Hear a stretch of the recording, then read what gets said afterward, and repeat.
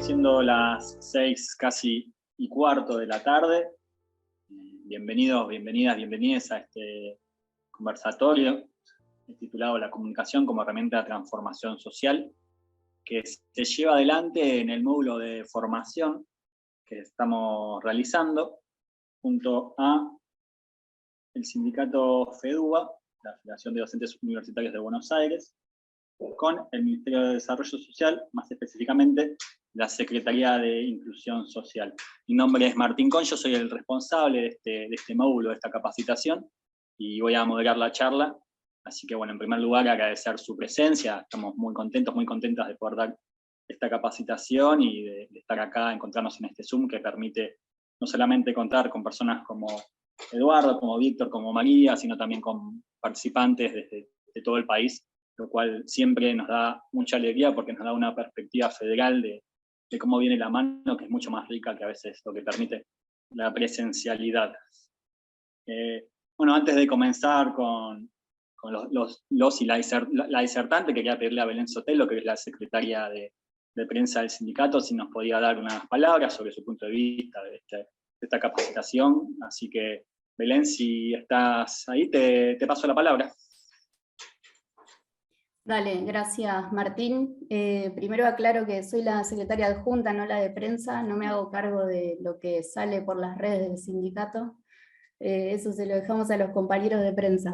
Pero bueno, dicho esto, gracias Martín, gracias Ignacio, a todos los organizadores de este curso y de la charla que desarrollamos, como bien dijo Martín, en el marco del proyecto de fortalecimiento que venimos llevando adelante en conjunto desde FEDUBA, junto con la Dirección Nacional de Fortalecimiento Institucional del Ministerio de Desarrollo Social, la gran mano que nos da Laura Alonso.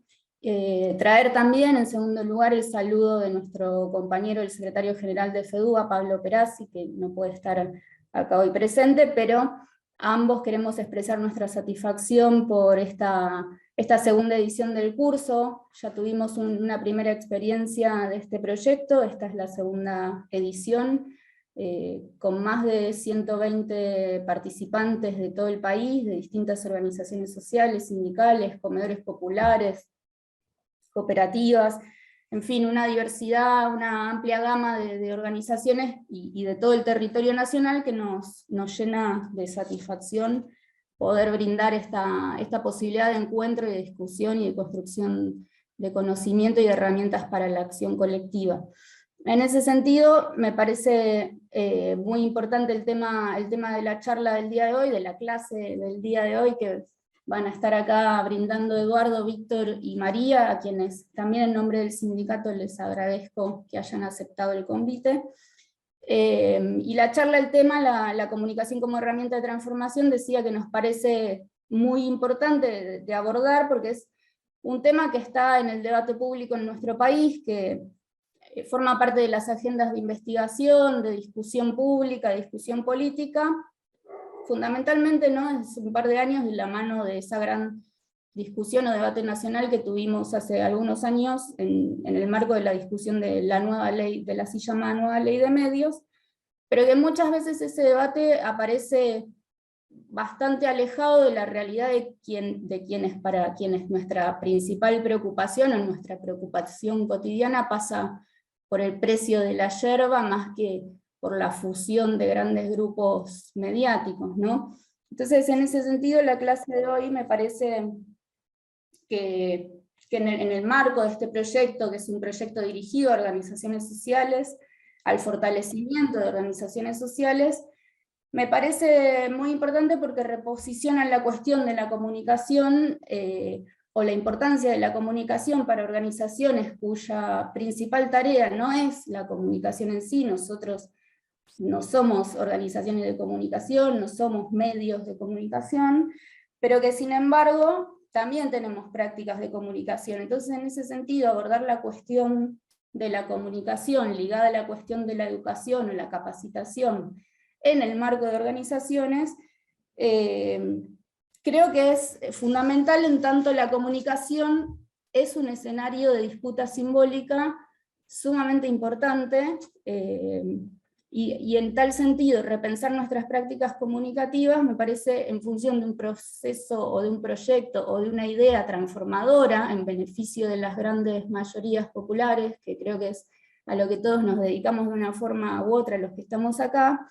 Me parece que contribuye estos espacios de discusión y de debate a reposicionar eso, ¿no? La importancia de repensar nuestras prácticas comunicativas, entendiendo también cómo las organizaciones sociales, sindicales, comunitarias podemos contribuir a construir otros marcos de debate público que atiendan al sostenimiento de la democracia en estos momentos en que en nuestro país se están generando discusiones que pensábamos que estaban saldadas, con hechos como el atentado contra la vicepresidenta, que pensábamos que eran cosas que no formaban parte de nuestra escena pública, y sin embargo pasan, y donde se usan términos en el debate público, o figuras o símbolos en el debate público, en el escenario público, que pensábamos que estaban ya perimidos, y sin embargo reaparecen de la mano de fuerzas políticas que van en contra de un país justo, solidario, igualitario. Entonces, bueno, saludo nuevamente la realización de esta charla y remarco nuevamente la importancia de repensar también las prácticas de comunicación que generamos desde las organizaciones y cómo contribuimos a ese debate, un debate democrático, público, verdaderamente público y popular. Así que gracias a María, Eduardo y Víctor, que son los que saben de estos temas y que seguramente van a decir cosas muy interesantes.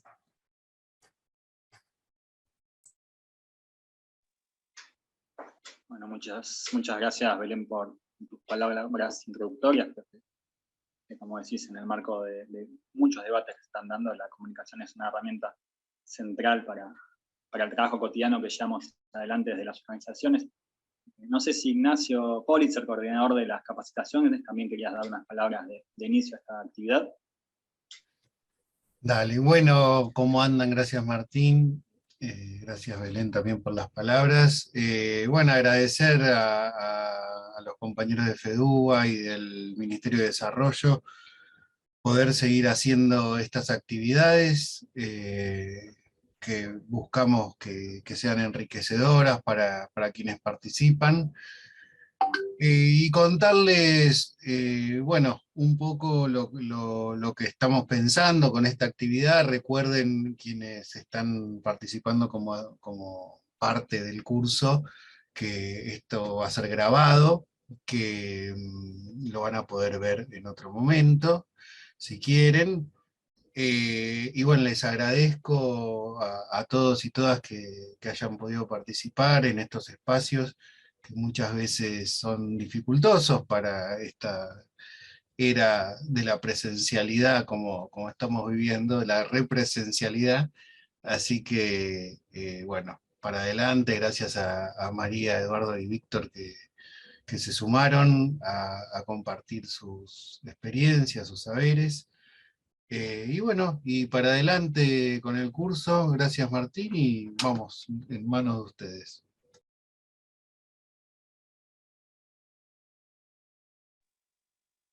Bien, bueno, entonces a lo nuestro. Bueno, de vuelta agradecer a quienes están participando de esta charla, gracias Ignacio, gracias Belén, perdón por el error de título, me confundí, me quedé con un cargo pasado me parece. Así que bueno, nada, quería comenzar un poco introduciendo, antes de introducir a quienes van a ser disertantes, introducir muy brevemente la temática, porque bueno, esto es un espacio de formación, es un espacio de capacitación a compañeros y compañeras que están día a día trabajando en el territorio, ¿no? Entonces, cuando pensábamos el título del conversatorio, decíamos, bueno, qué originales, ¿no? Como que nunca se usó este título, la comunicación como herramienta de transformación social. Pero bueno, nos parecía que era adecuado. Y más adelante, reflexionando sobre estos conceptos, pensaba que, bueno, que es un título que venimos escuchando hace 20 años, por lo menos, ¿no? Tal vez se marca un poco el 2001 como inicio de una nueva etapa en el trabajo de las organizaciones sociales, y pensaba, bueno, ¿cuánto cambió desde ese momento? Y la charla, de hecho, inició un poco, ¿no? Cuando estábamos previo a iniciar a abrir este conversatorio, a que entre compañeros y compañeras. Charlamos un poco de cuántas experiencias tuvimos. Y bueno, yo reflexionaba de qué perdura y qué cambió, ¿no? En estos 20 años de trabajo en comunicación en el territorio, ¿no? Y decía que, bueno, que lo que perdura es lo esencial, que es la impronta transformar, esa testarudez con la cual día a día estamos presentes en nuestras actividades, en nuestras unidades básicas, en nuestros espacios territoriales, en nuestros espacios de capacitación, todos los días laburando para hacer ese cambio, esa modificación, ese plantar esa semilla que sabemos que es tan difícil y que sabemos que además que si bien queremos transformarlo, el mundo se resiste bastante. Pero eso perdura, eso se mantiene, esa energía, esa impronta, eso está siempre, esos estandartes, esas banderas no se han bajado nunca, sí se han modificado la actividad. Y lo que sí se transformó, y creo que estamos, digamos que es el gran desafío que tenemos a la hora de reflexionar el presente, es cómo se comunica. La comunicación ha mutado y muta día a día. Los cambios tecnológicos, los cambios económicos, los cambios políticos, los cambios globales, la forma de trabajo, todo esto, sabemos que día a día se transforma. Entonces, en todo este marco, a la hora de pensar una actividad cotidiana que a veces es muy puntual, pero que es esencial y que es esencial que se piense desde la comunicación, es desde donde yo quería introducir a los disertantes de hoy. Porque la verdad que tenemos una mesa que es muy rica, que es muy variada, que tiene puntos de vista muy diversos, y la verdad que estoy muy, muy orgulloso y muy contento de esta posibilidad. Así que bueno, quería darle la palabra a nuestro primer disertante, no sé si Víctor estás ahí. Víctor Tarico es licenciado en Ciencias de la Comunicación, doctorando en Ciencias Sociales de la Universidad de Buenos Aires, coordinador académico de la Diplomatura en Comunicación Política de la Facultad de Ciencias Sociales de la UBA. Así que con todos esos títulos, aprovechando que empezó a largar mi perra, Víctor, cierro el micrófono y te paso la palabra. Bueno, muchas gracias. Perdón por los tantos títulos. No sé cómo llegamos hasta ahí, pero bueno, ahí quedaron, los pasé y después me arrepentí. Pero bueno, son parte de las cosas que uno hace y ahí estamos. Agradezco la invitación a los compañeros de FEDUBA, a Ignacio, a Belén, a Martín, a la gente del ministerio y por supuesto a los copanelistas, a María, que conozco hoy, y a Eduardo, que tengo la suerte de conocer hace mucho tiempo y que a mí me llena de orgullo hoy compartir una mesa con él, porque para mí es un referente de estos temas y casi que vengo más a escucharlo a él que a opinar algo. Pero como metí muchos títulos, ahí muchos títulos académicos, dije, bueno, me voy a hacer cargo del lugar y voy a tratar de aportar a esta conversación un concepto, una idea, un concepto, no una experiencia, porque yo estoy un poco lejos de la comunicación en redes sociales y en organizaciones territoriales, pero en nuestra diplomatura, esta diplomatura que hacemos en la Facultad de Ciencias Sociales, nos interesa mucho la comunicación territorial como una dimensión de la comunicación política, y hace poco invitamos, el año pasado, a Alfredo Carballeda para hablar de estos temas. Alfredo es un gran referente del trabajo social en Argentina, una persona que piensa los territorios, que piensa el trabajo social y la comunicación de una clave que me parece muy interesante, y me gustaría hoy tratar de reponer algunas de las ideas que él nos brindó ese día, para tratar de dejar algo en clave, si se quiere, más teórica, pero no por ello menos práctica, ¿sí? No es mi intención decir cosas que no tengan un anclaje con la práctica, sino de tratar de compartir con ustedes algunas ideas que puedan enriquecer la práctica cotidiana de la comunicación y de la construcción política. Lo primero que tengo ganas de hacer es de pelearme con el título de la charla, ¿no? Con la idea de la comunicación como herramienta. Me parece que es una idea que deberíamos poner en crisis, ¿no? Por una sola razón.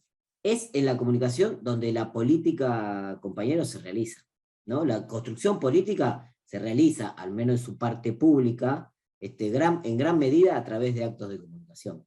No, por supuesto, no los cierres de lista, no los acuerdos, hay una dimensión de la política que no es pública, sí, pero hay una gran dimensión que es la que hace la construcción, la que hace la legitimidad, la que hace probablemente la construcción también en gran medida del poder, que se hace de manera pública y se realiza a través de actos de comunicación, a través del uso de la palabra, a través de la ocupación del espacio público, a través de marchas, a través de actos de comunicación. Entonces, en principio, quizás lo digo más para los organizadores que para los compañeros que hoy llegan aquí a la capacitación, yo discutiría un poco la idea de la comunicación como herramienta. No porque la comunicación no tenga una fase instrumental, por supuesto, ¿no? Hay comunicados que realizar, hay posteos que colgar, hay información que transmitir, pero me parece que lo que no tenemos que perder de vista, y acá es donde se engancha con lo que yo quería decir, que en gran medida la comunicación es un acto cultural, es un hecho de cultura, ¿no? Es una producción de cultura, es una producción de sentido, ¿sí? Dotamos de sentido a lo que nos pasa, ¿sí? A lo que nos pasa en nuestra vida cotidiana, a lo que nos pasa en nuestra vida pública, a lo que nos pasa en nuestra vida política, a través de el uso del lenguaje, ¿no? A través de la palabra, a través de relatos, a través de historias. Entonces, ahí está la comunicación. No solo en esa función tan instrumental de la prensa, tan instrumental de las redes sociales hoy por hoy, que viene a sustituir lo que antes hacíamos más como prensa, sino que me parece que hay que pensarlo como esa dimensión donde entre todos disputamos o damos una pelea por el sentido o el por qué nos pasa lo que nos pasa. Esto se lo digo, por supuesto, a los politólogos presentes en la casa, fundamentalmente, ¿no? Sotelo, ya entendiste. Bien. Me voy a pelear con vos después cuando termine la charla. Por suerte me voy temprano. Bueno, entonces, pero para ir a la comunicación, yo quería hablar de la comunicación territorial, ¿sí? Quería, de esta cuestión, de esta idea de la comunicación como una dimensión cultural, como una dimensión, la dimensión misma de la política, digo yo, quería compartir con ustedes algunas reflexiones sobre,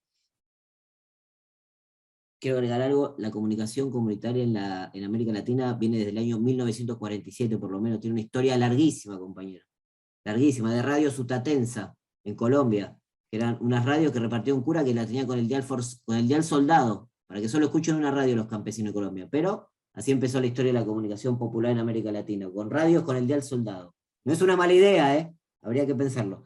Bueno, pero volviendo al tema. Nuestros territorios, nuestros barrios, nuestras comunidades, nuestros municipios, yo no conozco bien de dónde vienen los compañeros, pero un poco por lo que me contaron, hay muchas organizaciones que tienen una base territorial fuerte, tienen una delimitación geográfica, catastral, municipal, ¿no? El barrio está delimitado por calles, ¿no? La calle de acá, de allá, quizás algún río, quizás algún zanjón, quizás una vía del tren, ¿sí? Quizás una fábrica, quizás un barrio privado, delimitan, ¿sí? y circunscriben a nuestros barrios. Pero nuestros barrios, nuestros territorios, tienen su historia, ¿no? Sus historias, sus relatos, sus luchas, ¿sí? Sus peleas, sus intercambios, son también espacios, para decirlo acá, y es donde lo que me interesa aportar conceptualmente, simbólicos, espacios de cultura, ¿sí? Espacios de intercambio de personas, no solo que viven juntas, sino que comparten una forma de vivir, ¿sí? Comparten creencias, comparten quizás muchos el mismo cuadro de fútbol, un cuadro muy barrial, ¿no? Y quizás comparten, seguramente compartirán gustos musicales, ¿sí? Compartirán probablemente también la escuela a donde fueron y a donde mandan a sus hijos. Todas estas instituciones y estas personas y estos gustos que nos atraviesan hacen que también nuestros barrios, nuestros territorios sean territorios de una cultura compartida, de una cultura común. Entonces, cuando pensamos en la comunicación, mal haríamos si la pensamos solo como cómo hacemos comunicación barrial ¿sí? O cómo hacemos comunicación comunitaria, o cómo hacemos comunicación territorial en la época de las redes sociales, y nos desesperamos por ver cómo hacemos para que los vecinos se sumen al grupo de Facebook que armamos de nuestro territorio, de nuestro barrio, de nuestra comunidad, si no tenemos en cuenta esta dimensión, que es la dimensión donde todos nos vamos a partir de compartir no solo una cantidad de cuadras, no solo una cantidad, una delimitación municipal, sino fundamentalmente historia, datos, luchas, un presente y mucho futuro, ¿no? Pensar la comunicación sin esta dimensión cultural, simbólica, o si quieren, y muy política, no solo adelgaza, en un mal sentido, la idea de la comunicación y la reduce a una cuestión instrumental, sino que no nos va a permitir construir estrategias de manera efectiva. Reconocer que nuestros territorios son territorios de culturas compartidas, ¿sí? De culturas que se construyen en la lucha, que se construyen en las vicisitudes, en los problemas, en la inundación, en el incendio, en la racia policial, en la resistencia al desalojo, para decir algunas cuestiones, o en el problema del empleo, en la construcción de la cooperativa, nos va a debilitar a la hora de pensar cuál es la mejor dimensión instrumental de la política de comunicación que querramos construir. ¿Se entiende lo que voy? O sea, ¿hay una dimensión instrumental, herramental, de la comunicación como herramienta? Sí, por supuesto que sí, no lo podemos negar, ¿no? Porque si no estaríamos negando casi la formación misma que tenemos. Pero esa idea de cómo hacemos la gacetilla, cómo hacemos la radio, cómo hacemos el programa de radio, cómo trabajamos el grupo de Facebook, cómo trabajamos los grupos de WhatsApp, qué hacemos con los estados de WhatsApp, ¿sí? Cómo nos comunicamos con los vecinos, cómo hacemos que los vecinos se sumen a la organización, cómo hacemos que los vecinos y las vecinas se comprometan con el desarrollo del comedor, ¿sí? O se sumen a nuestro emprendimiento productivo.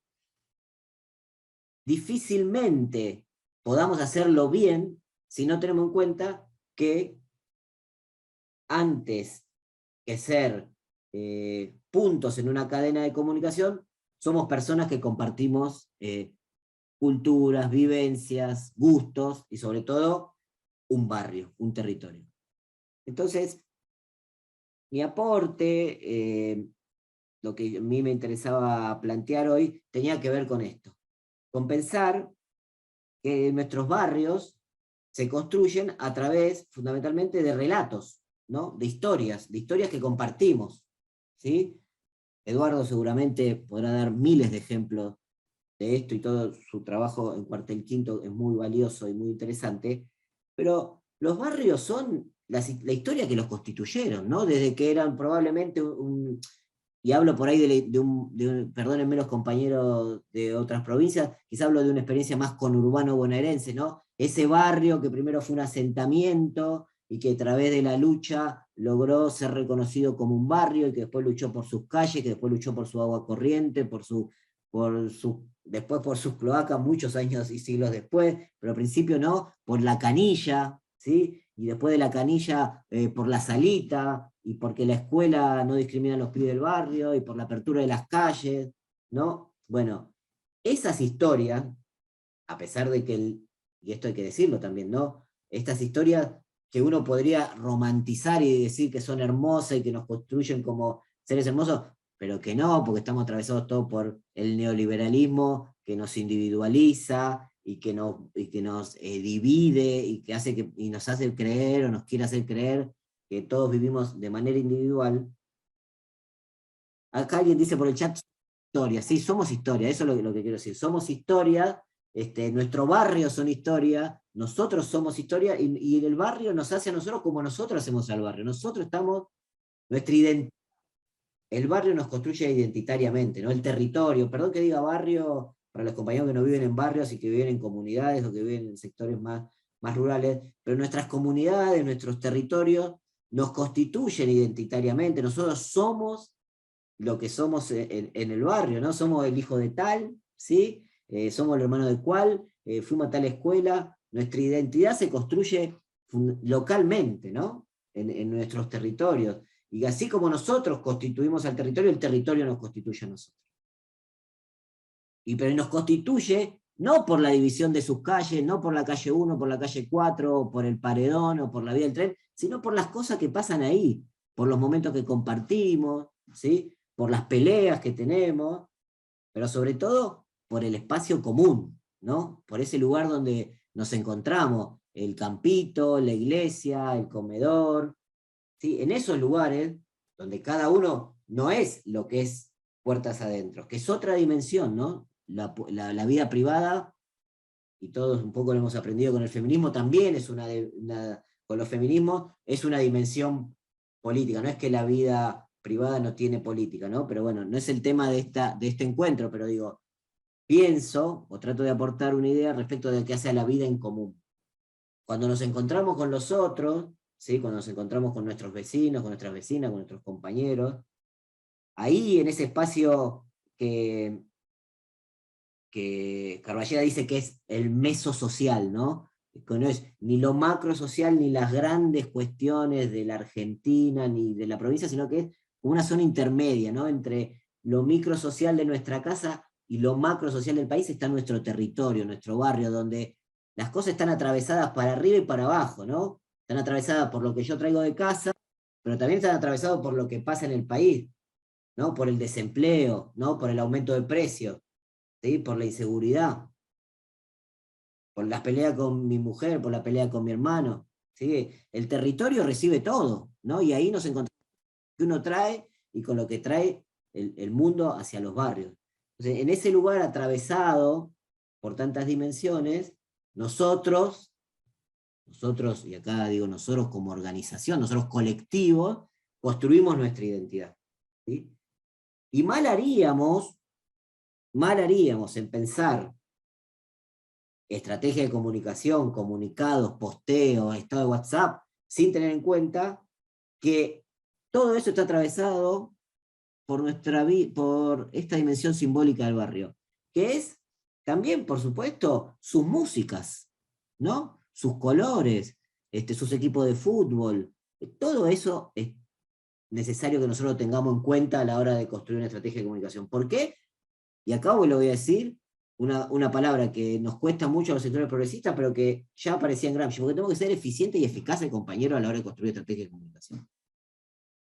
Por ningún otro motivo. Para que nos vaya bien en la construcción política, para que tengamos éxito, para que podamos crecer, fortalecernos y fortalecer a las organizaciones sociales, que me parece que es el principal objetivo de esta capacitación, tenemos que conocer y tenemos que sentirnos parte y ser parte de esa cultura común que tienen los territorios, que tienen los barrios, que tienen las comunidades. Si nosotros no nos reconocemos ahí, tratamos de venir con cosas que vimos en otro lado, o hacemos, che, no hagamos como hace tal, que en tal lugar le va re bien. En la época nos pasaba mucho a todos los que hacemos comunicación, que todos querían hacer como hace Durán Barba, ¿no? Como todos querían hacer como hace el PRO. No, miremos al PRO que comunican re bien. Bien para ellos, para lo que es su identidad, para lo que es su cultura, y si nosotros queremos comunicar como el PRO, vamos a hacer como el PRO. No hay como mucha vuelta con eso, ¿no? O sea, si uno quiere comunicar como Juntos por el Cambio, va a ser Juntos por el Cambio. No va a ser otra cosa, ¿sí? No se puede ser Juntos por el Cambio con derechos humanos. Eso no existe, compañero. Uno tiene que comunicar como es. Comunica como es, con cuáles son sus valores, con cuáles son las ideas de la democracia que tiene, y con cuáles son las ideas, los valores y los sentimientos que tiene hacia su territorio.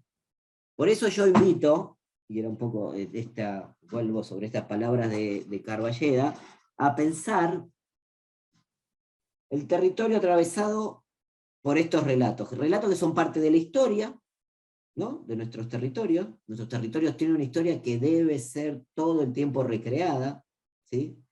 Tienen un presente, que son el presente de nuestras luchas, ¿no? ¿Por qué estamos juntos hoy en una organización social si no es para luchar, ¿no? Para luchar por algo grande, algo chico, pero es para luchar, para transformar, ¿sí? Y el futuro, compañero, ¿no? El futuro tiene que estar siempre como un horizonte. Pero ese futuro también es un relato, también es un que se proyecta, es algo a lo que vamos a buscar, un horizonte hacia el que caminar. Entonces, digo, más allá, y perdone que sea repetitivo, pero soy repetitivo para que vayan quedando las ideas, más allá de lo que nosotros podamos y seamos capaces de construir en términos instrumentales, en términos de herramienta, en términos de estrategias de comunicación, ¿sí? Que necesariamente tenemos que hacerlo bien, y acá quiero ser terminante, no se puede pretender llevar adelante un grupo de Facebook, que es el grupo de Facebook del barrio, mal, ¿no? Hacerlo mal, publicar a cualquier hora, no tener buenas fotos, no saber usar las etiquetas, ¿sí? Desactualizarlo, no contestar los comentarios. Cuando uno se mete en un medio de comunicación lo tiene que hacer bien, pero lo tiene que hacer bien sabiendo de dónde viene y para dónde va. Entonces yo lo que quería aportar un poco, porque está Eduardo y está María, que me parece que van a poder aportar mucho más que yo en otras dimensiones, es que pensemos que nuestros territorios están necesariamente insertados en una historia que tiene su tiempo, ¿no? Su tiempo para atrás y su tiempo para adelante, ¿sí? Como deseo, como añoranza, como sueño, y que también tiene su cultura, su gusto, su olor, su comida, ¿sí? Su calor, su equipo de fútbol quizás también. Quizás algunos barrios, algunos territorios tengan 2, ¿no? O quizás 3, pero tiene algo que es común a todos y que debe ser reconocido y debe ser valorado. Ahora hay una palabra que se usa mucho, bastante neoliberalota, que es la de poner en valor, ¿no? Como si todo pudiera tener un valor económico. Pero bueno, tomémosla, poner en valor lo propio. Poner en valor lo propio, no en un sentido conservador, no en un sentido tradicional, sino en un sentido reivindicativo. De esto somos y para qué esto estamos. Eso me parece, es lo que yo quería decir. Estoy más o menos en el tiempo, así que me voy a callar. Agradezco por supuesto mucho la invitación y me quedo a escuchar a los demás compañeros. Gracias. No, muchas gracias a vos, Víctor, por tus palabras.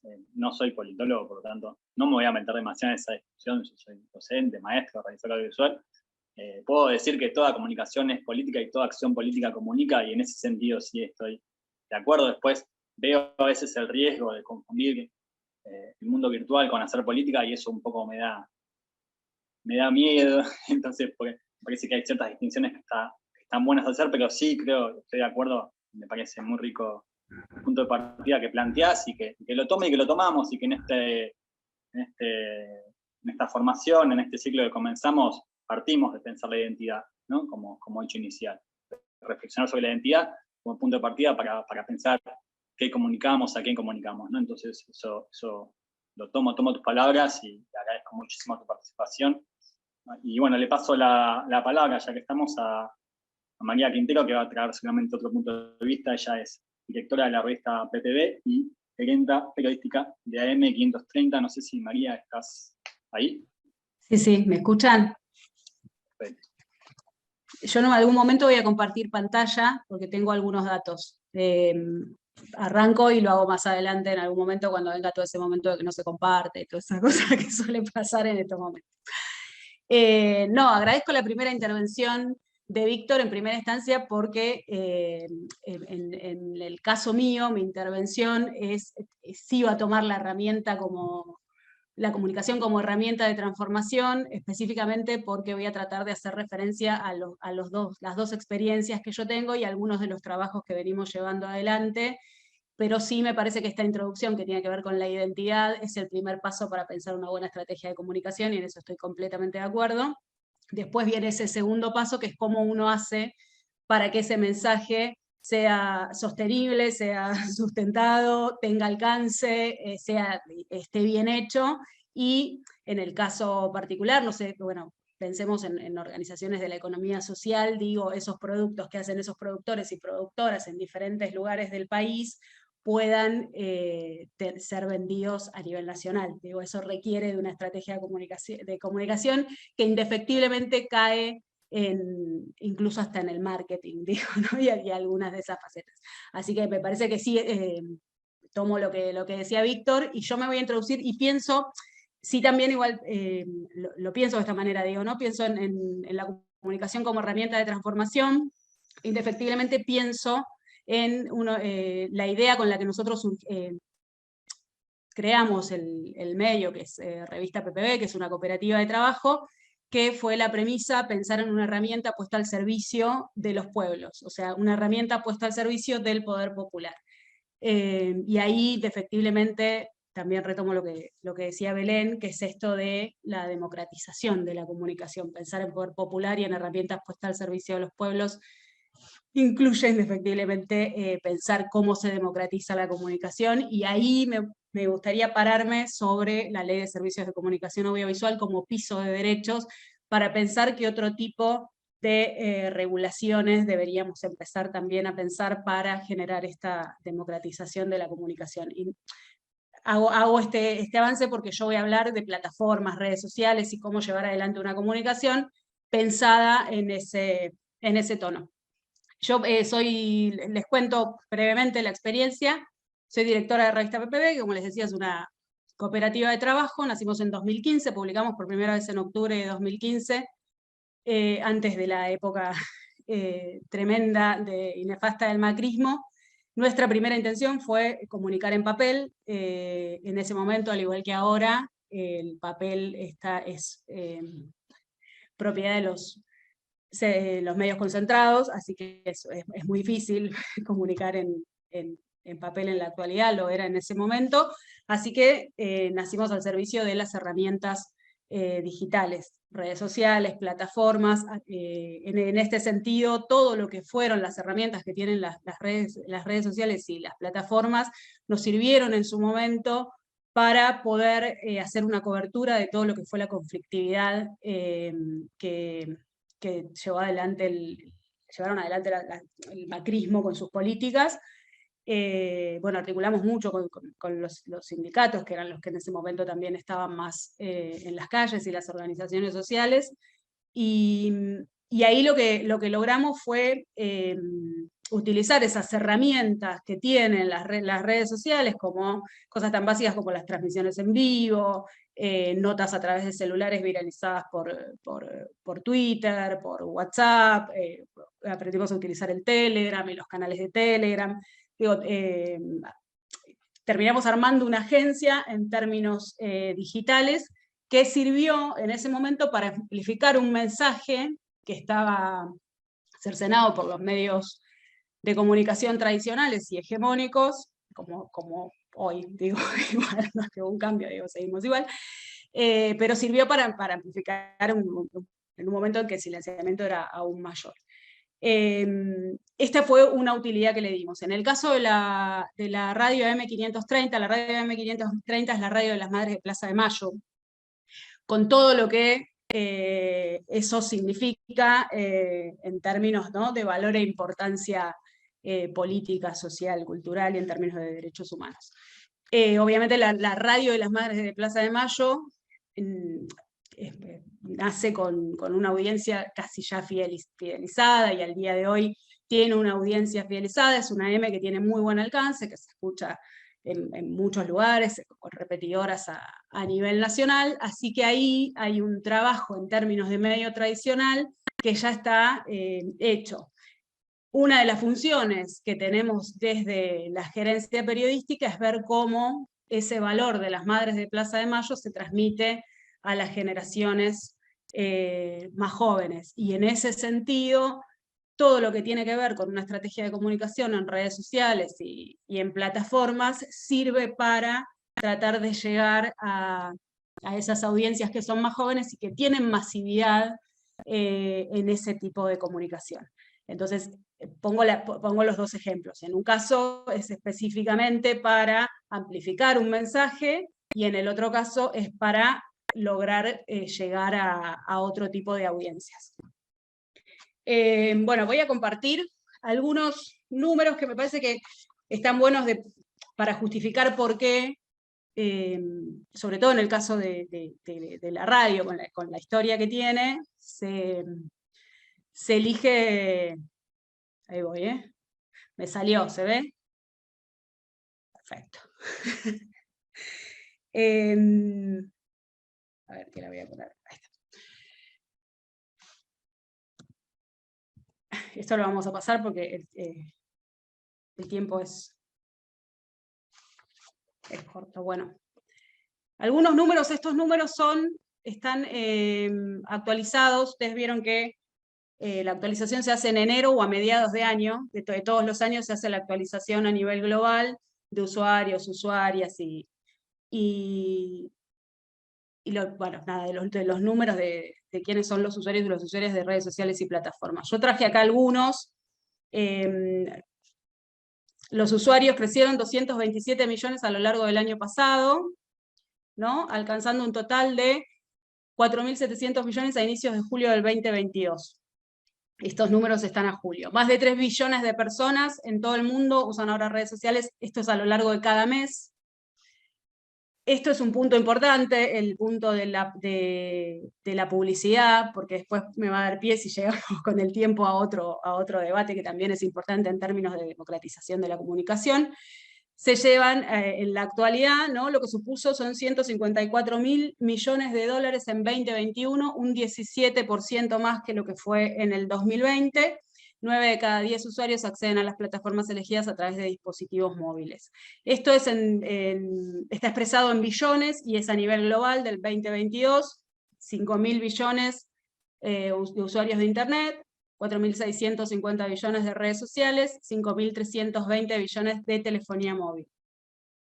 En el caso de Facebook, acá sí pasamos a Argentina, como para tener los datos los nuestros, tenemos poco más de 28 millones de usuarios y usuarias en Argentina, de los cuales el 53% son mujeres, el 47% son varones, el 53% son 16 millones y medio, 14 millones y medio aproximadamente, ¿no?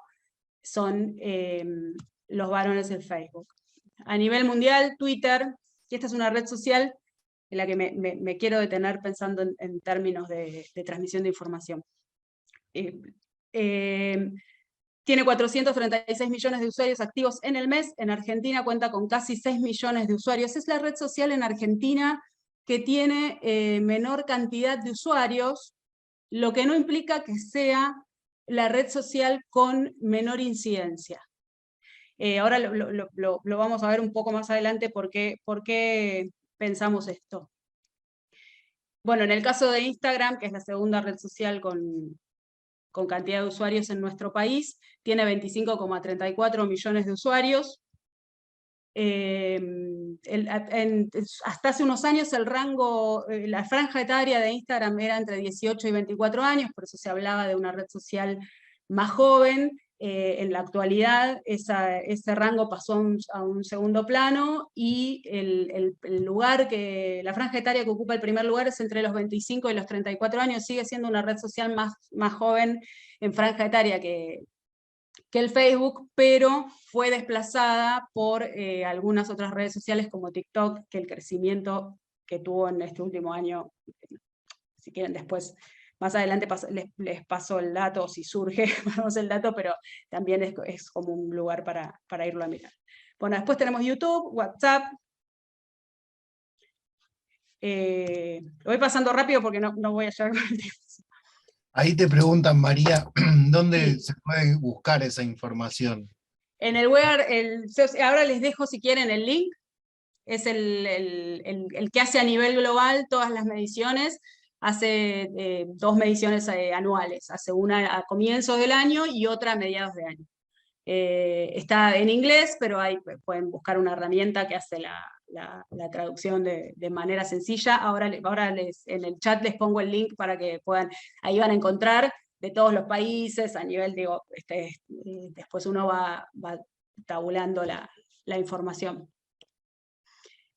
Después, pensando en esto que también planteaba Víctor, ¿no? Sobre cómo cómo armar una estrategia de comunicación que sea realmente efectiva. Bueno, en el caso particular de las redes sociales, lo más importante es entender, así como yo voy a abordar esto como un territorio más. Digo, tenemos el territorio del que hablaba Víctor, que es como el paso 1 a cualquier estrategia de comunicación, el barrio, las comunidades, y tenemos un territorio digital al cual con estos números que acabamos de ver también pertenecemos, y que también tiene un enlace con ese otro territorio, y tiene una interacción. Como pasa en el territorio más cultural, más real, digo, en este territorio también es importante conocer con quiénes uno está hablando, o a quiénes uno le va a hablar, y cuáles son las características que tienen esos usuarios y esas usuarias. Entonces, en este caso, ahí tienen herramientas las redes sociales, que son básicamente las estadísticas, que tienen que ver con cómo uno va a lograr que el mensaje que uno quiere que llegue, traspolar ese mensaje que uno quiere que llegue en herramientas de comunicación que sean efectivas.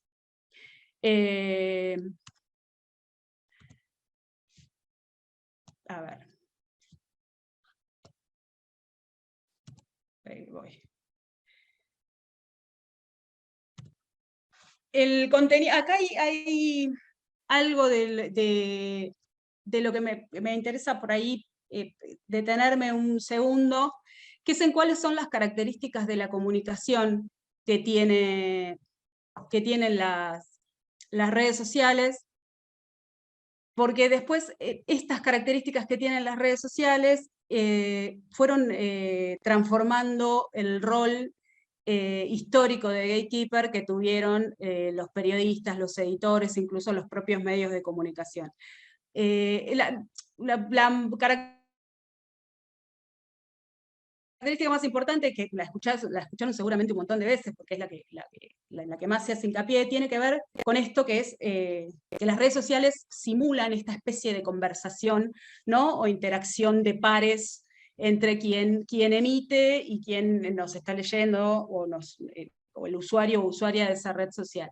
Esa comunicación está atravesada por la idea de la afinidad y la cercanía. Digo, pienso en las campañas políticas más recientes, donde candidatos tuitean, o incluso el propio Alberto Fernández, para ponerle un ejemplo claro, cuando respondía a los tweets, ¿no? ¿Se acuerdan de esa etapa en que Alberto Fernández tuiteaba y alguien le respondía y Alberto respondía? Bueno, toda esa ahí existe como una simulación de afinidad y de cercanía.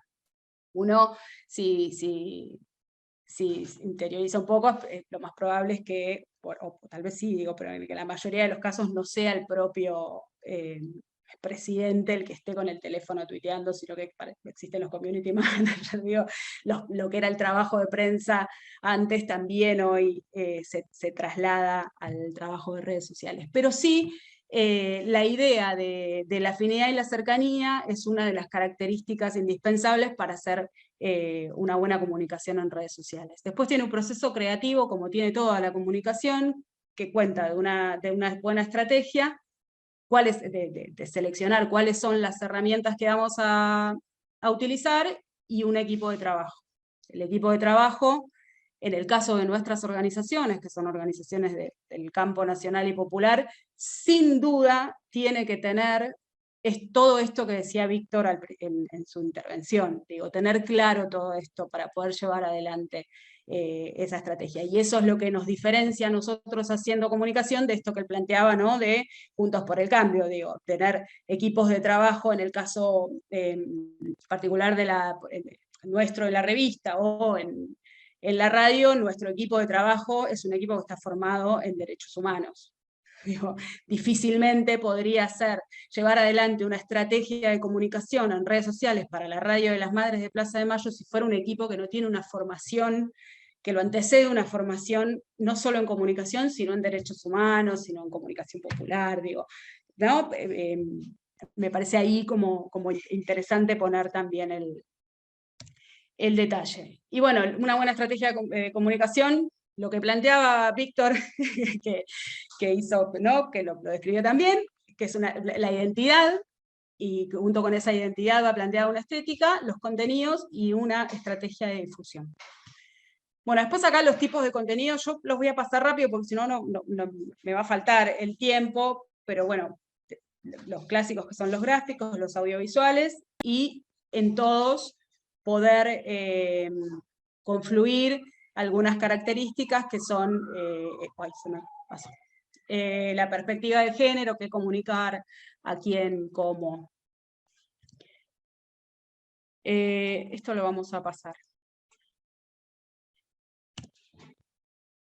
Me voy a detener un segundo en esto que hablábamos de que la irrupción de las redes sociales, con estas características que tiene, que genera que el usuario y la usuaria sean, además de usuarios generadores de contenido, que intervengan contenidos que son ajenos, a través de comentarios o de sumar enlaces a contenidos que ya están publicados, republicaciones de comentarios, citar tweets. Todo esto que generaron las herramientas de las redes sociales, lo que hicieron fue esto que hablábamos antes, que fue, en términos comunicacionales, modificar algo de ese rol exclusivo que tenían los periodistas o los editores de los medios, y surgió algo que se llamó algo similar a lo que podemos llamar como periodismo ciudadano. El periodismo ciudadano generó algo también que en términos periodísticos es sumamente discutible, que es si todo comunicador es periodista. Es discutible, digo, ¿no? O si todo aquel que caza una noticia con un teléfono es un comunicador.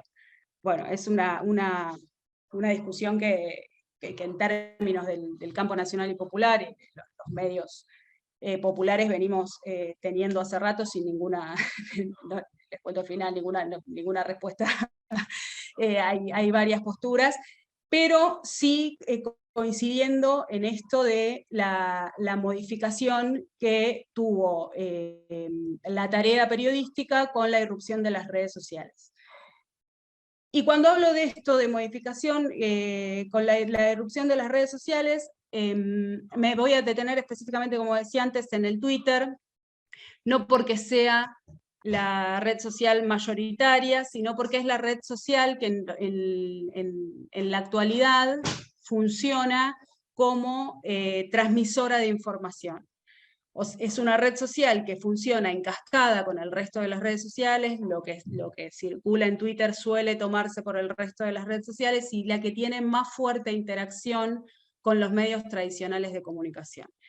Es por esto que hablábamos antes, un funcionario, un organismo público, un dirigente político, tuitea una declaración, y esa declaración retroalimenta a los medios tradicionales de comunicación, y lo que pasa en los medios tradicionales de comunicación después se levanta en la red social Twitter, y desde ahí funciona en cascada para el resto de las redes sociales. Porque todo esto parece como una panacea, pero tiene sus lados negativos. Uno de los primeros, las primeras características negativas es esto. Yo traje esto de Ernesto Calvo porque me parece que es bien gráfico, que lo que nos dice Ernesto cuando nos habla de los barrios y las cámaras de eco, que son cómo funcionan las comunidades en Twitter, nos dice que cada uno en nuestro barrio y en nuestra comunidad funcionamos como una mayoría, ¿no? Dice aquí, ahora, en este lugar de la geografía de Twitter, todos somos mayoría. Para graficar esto lo deben haber visto ya varias veces, esto es un mapa de cómo funcionan las comunidades en los barrios en Twitter. Esto es un trabajo que hicimos en el momento que se hizo el debate sobre el impuesto a la riqueza, para ver cómo se iba instalando el diálogo y la conversación en el Twitter. Traje porque es bien gráfico sobre cómo el sector azul es una mayoría en su propio barrio y el sector amarillo es una mayoría en su propio barrio. Una de los desafíos más importantes para la comunicación en redes sociales es justamente poder encontrar la forma, si se quiere, pues es probable que si no se quiere hacerlo también está bien, digo, pero de traspasar de un barrio al otro y generar una conversación que no sea solamente la polarización. Entre otros problemas, hablamos de la concentración. ¿Por qué digo? Porque todo lo mencionado anterior son herramientas positivas que tienen las redes sociales y que hay que utilizarlas y explotarlas, y está bien, pero no se puede hacer eso sin conocer cuáles son los grandes problemas también que tienen esas plataformas y esas redes sociales. En el caso hablamos de concentración, y bueno, Natalia Suazo en su libro en 2018 nos cuenta que ya para ese año Amazon tenía la mitad de cada dólar en Estados Unidos que se gastaba en Internet, y Google y Facebook se llevaban el 85% de toda la inversión en publicidad digital. Entonces ahí tenemos una primera arista de lo que significa la concentración en plataformas y redes sociales.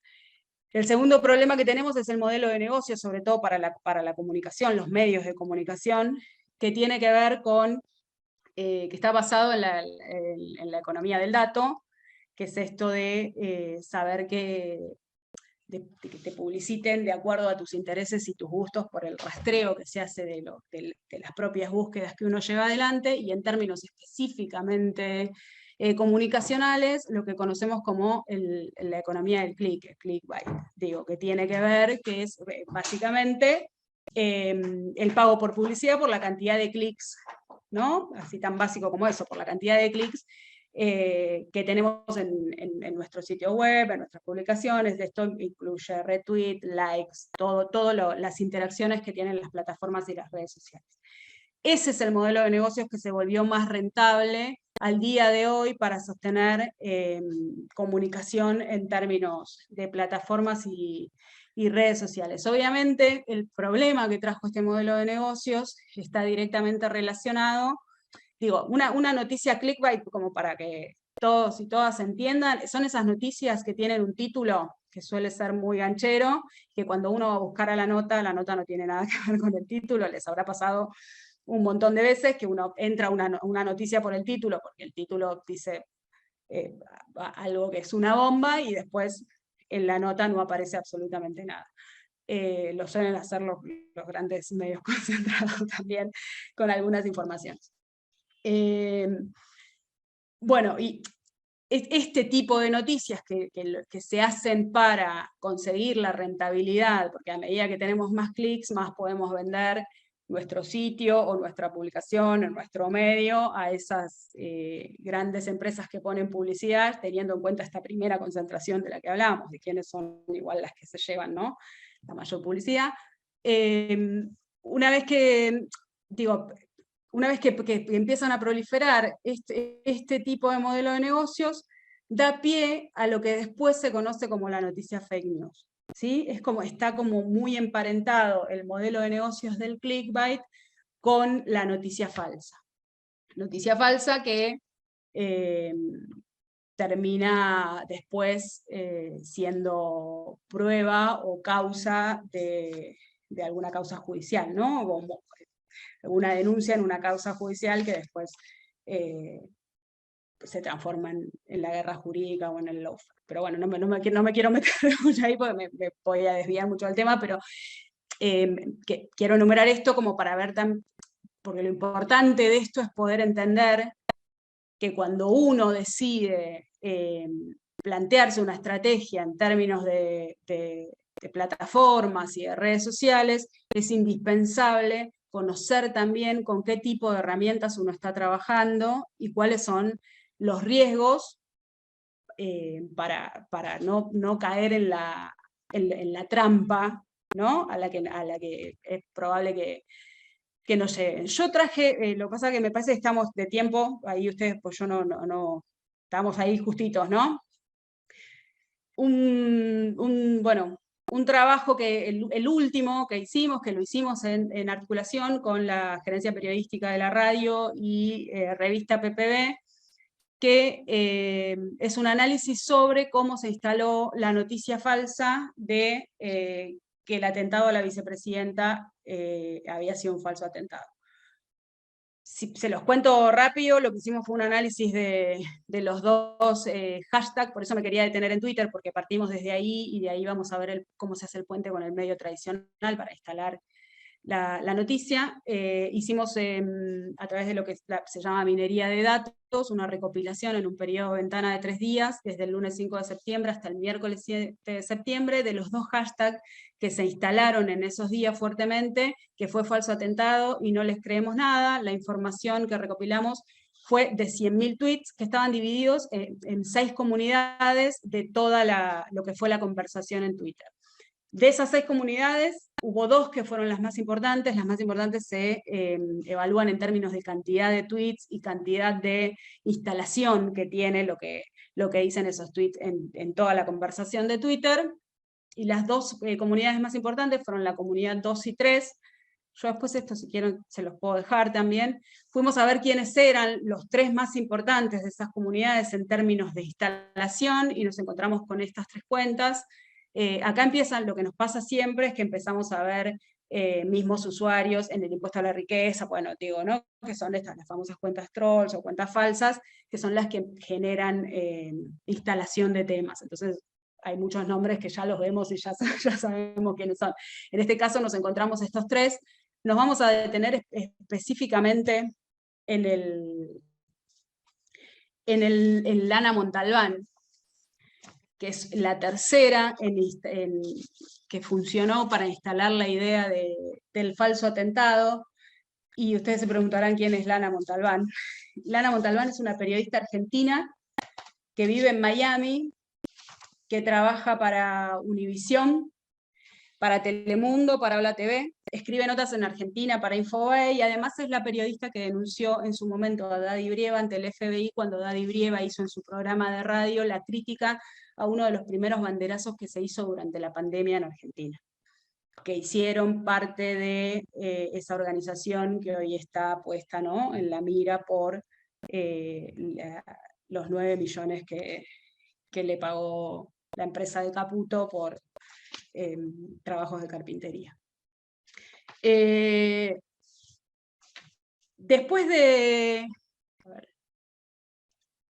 una vez que analizamos esos Twitter, nos fuimos a ver qué pasaba en ese periodo de ventana y en algunos días posteriores en los medios tradicionales. El 5 de septiembre, el mismo día que arranca la operación en Twitter, Guillermo Lobo en TN se refiere al intento de asesinato como el supuesto atentado. Este es un video que circuló bastante, no sé si lo pudieron ver. Guillermo Cueto, en declaraciones a Radio Mitre, una entrevista que le realiza Eduardo Feynman, dice específicamente que el atentado estuvo armado, y el domingo 11 de septiembre fuimos a ver cuáles fueron los principales editorialistas de los medios, y nos encontramos con, tanto en Clarín como en Infobae,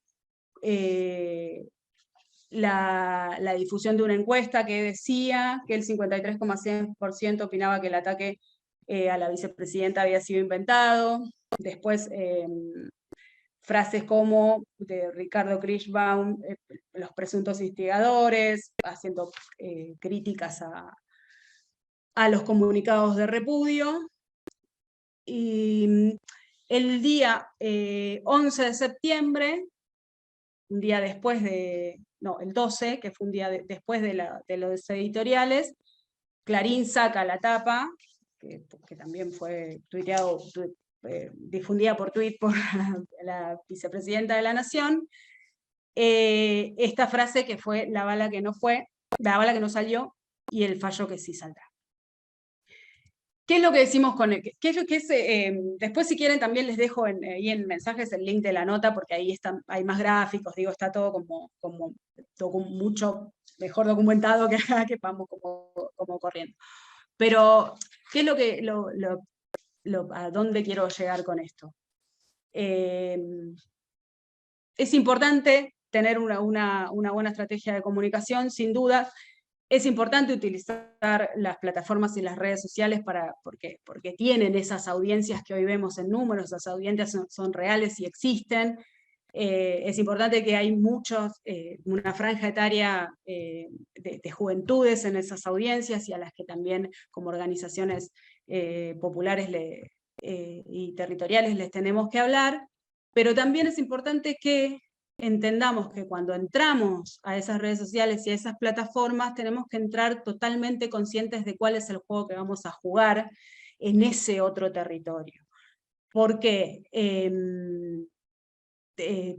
vamos a entrar a jugar en un territorio que está aún más concentrado que lo que conocemos como medios tradicionales de comunicación, donde se juega mucho más esa concentración.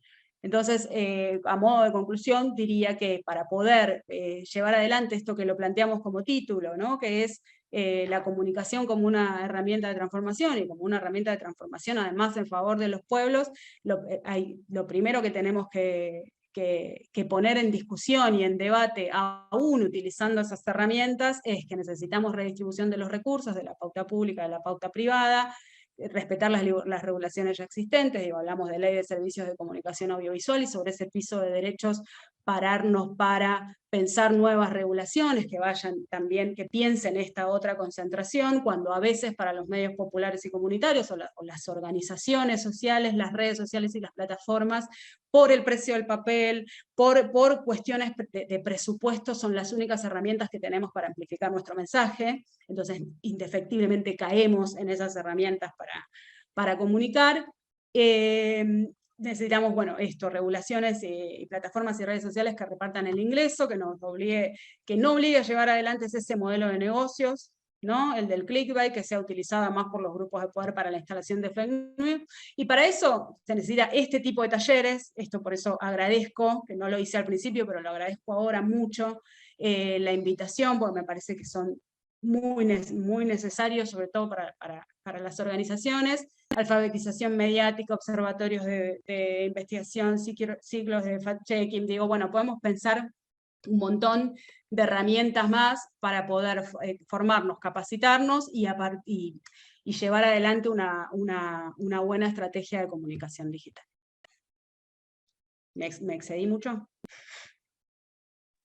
No, por favor, es un placer escucharte. La verdad que cuando hablábamos de lo que se complejizó el mundo de la comunicación, bueno, tenemos ahí una pequeña muestra, ¿no? De cómo se está complejizando y de la compleja tarea que tenemos adelante quienes estamos todos los días y participamos de una organización social. Veo que hay una mano levantada. Vamos a dejar las preguntas para el final de la charla. Eso quería comentarles a los compañeros y compañeras presentes que va a estar esa posibilidad, pero va a ser al final. Así hacemos en principio las disertaciones. Tenemos compañeras conectadas desde Corrientes, Santiago del Estero, Santa Cruz, varios lugares de provincia de Buenos Aires, así que esta charla es muy federal.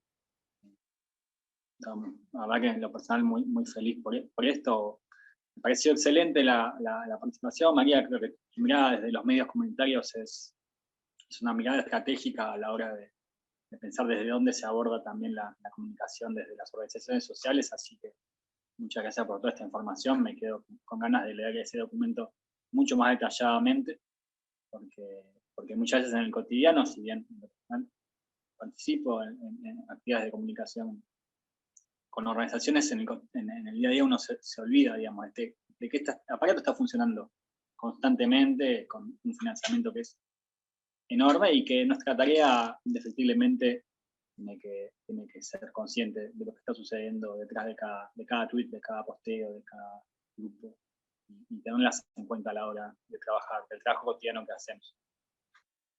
Bueno, para continuar y con una mirada tal vez un poco más territorial desde una organización en sí, que también es una mirada que estoy en lo personal muy contento de que esté en esta charla, le quería pasar la palabra a Eduardo Balán, que él es educador popular, dibujante, músico, actor, y es integrante de Lebrón Timbal, un compañero que en lo personal conozco hace muchos años, y estoy muy contento de poder compartir este espacio. Eduardo, te paso la palabra. Bueno, muchas gracias, Martín, María, Víctor. La verdad que estuvo muy linda todo el primer tramo de la charla. La verdad que información toda muy criteriosa y muy provocativa también. Bueno, yo voy a tratar de, un poco me presento un poco, mi nombre es Eduardo Abalán y formo parte de una organización que ya tiene 28 años más o menos, que se llama El Culebrón Timbal, a partir de la cual nos conocimos con Víctor cuando éramos jovencitos, y que empezó siendo una banda de rock y teatro, y que hacíamos historietas también, intentando mostrar lo que en ese momento no aparecía en el cine ni en la televisión, que era un poco la estética y la realidad de los barrios del Gran Buenos Aires, ¿no? Había todo un mundo en los barrios del Gran Buenos Aires que era de los que viajábamos en tren, los asentamientos, los templos evangelistas, qué sé yo, la cumbia, la bailanta, la relación con todas las colectividades y grupos de distintas provincias, de santiagueños, paraguayos, correntinos, bolivianos, toda esa mezcla, colectivo lleno de gente a las 6 de la mañana, todo ese mundo no aparecía en ninguna producción masiva. Y nosotros armamos una especie de grupo de rock que quería mostrar eso de manera más bizarra, media burlona, pero con historias y con una saga de historietas y todo eso, unas celebraciones medias raras. Con el tiempo, la estética nuestra era media capuzotesca, era una cosa media así cachivache. Teníamos unos monjes que hacían milagros en nuestros recitales y cosas raras, pero integrábamos el grupo, 2, 3 compañeras, compañeros que teníamos algún laburo comunitario en distintos lugares del conurbano y entusiasmados con el tema de la comunicación. Y bueno, así fue que con el tiempo todo ese colectivo derivó en una organización más de tipo cultural. Hoy estamos en Cuartel Quinto y ahí tenemos un centro cultural. Cuartel Quinto es una localidad de Moreno, en una zona medio semi-rural de Moreno, y tenemos ahí un centro cultural, una escuela de arte gratuita ahí para los pibes del barrio. Hacemos una colonia de vacaciones todos los años, y lo último que hicimos este año fue inaugurar una escuela primaria con orientación en cultura comunitaria.